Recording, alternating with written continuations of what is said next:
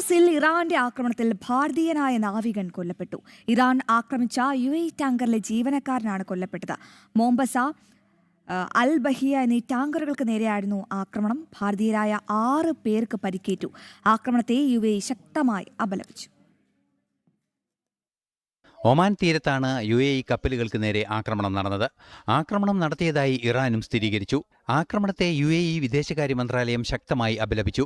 കപ്പലിലുണ്ടായിരുന്ന 6 ഭാരതീയരായ നാവികർക്ക് ഗുരുതര പരിക്കേറ്റിട്ടുണ്ട്. ഇന്ത്യക്കാരനായ ഒരു നാവികൻ ആക്രമണത്തിൽ മരിച്ചു. മൊംബസ, അൽ ബഹിയ എന്നീ ടാങ്കറുകൾക്ക് നേരെയാണ് ആക്രമണം നടന്നത്. അതിശക്തമായ ആക്രമണത്തിൽ കപ്പലിൽ വൻതോതിൽ തീ പടർന്നു. വൻ നാശനഷ്ടം കപ്പലിന് ഉണ്ടായതായും റിപ്പോർട്ടുകളുണ്ട്. ഇന്നലെ ഹോർമൂസിലൂടെ കടന്നുപോകാൻ കപ്പലുകൾക്ക് കപ്പം ഏർപ്പെടുത്തുന്ന തീരുമാനം അമേരിക്കൻ പ്രസിഡന്റ് പ്രഖ്യാപിച്ചതിന് ശേഷമാണ് UAE കപ്പലുകൾക്ക് നേരെ ആക്രമണം നടന്നത്. ഒമാനിൽ US യുദ്ധക്കപ്പലുകൾക്ക് ഇന്ധനം ലഭ്യമാക്കുന്ന ഢൂഖം തുറമുഖത്തിന് നേരെയും ഇറാൻ ആക്രമണം നടത്തിയിരുന്നു. തങ്ങളെ പിന്തുണയ്ക്കുന്ന രാജ്യങ്ങൾക്കെതിരെ വരെ ആക്രമണം നടത്തുന്ന നീക്കങ്ങളിലേക്ക് തിരിഞ്ഞിരിക്കുകയാണ് ഇറാൻ.